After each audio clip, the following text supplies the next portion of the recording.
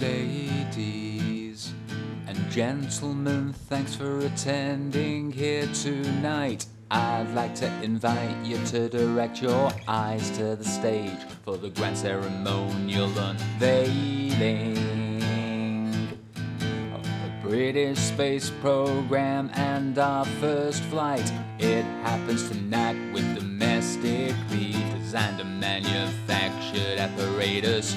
Please give a warm round of applause in here for our pilot. He's actually just some strange guy we found making weird music videos online.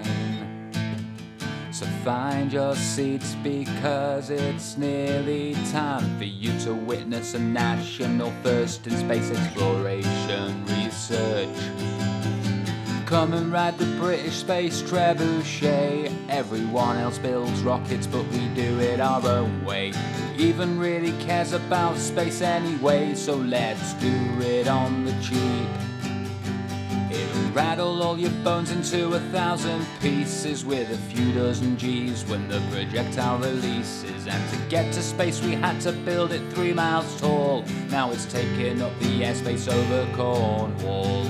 So take your seats and be quiet, please, as the show is about to start. We're just chaining the pilot in, locking the doors, then we will be ready to begin. Now we're winching the ship in container spaceship into position. We can tether it to the frame of the trebuchet, ready to launch it into space. Self-sufficiency must be our mission. With a trebuchet this size we can launch all we want. Fingers crossed that it survives.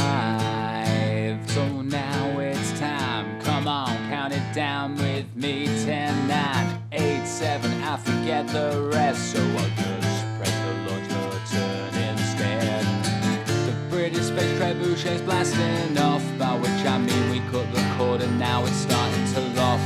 The container ship into a steep trajectory before the safety cords release. Now the container ship is sailing in a vertical arc. I hope the targeting system picks up the right mark as the crowd goes wild and we chuck our hopes and dreams ferociously. Container spaceship delicately somersaults about 1,000 times a second as it rises and bolts. With the pilot flying on even unconsciously, we're doing it on the cheap.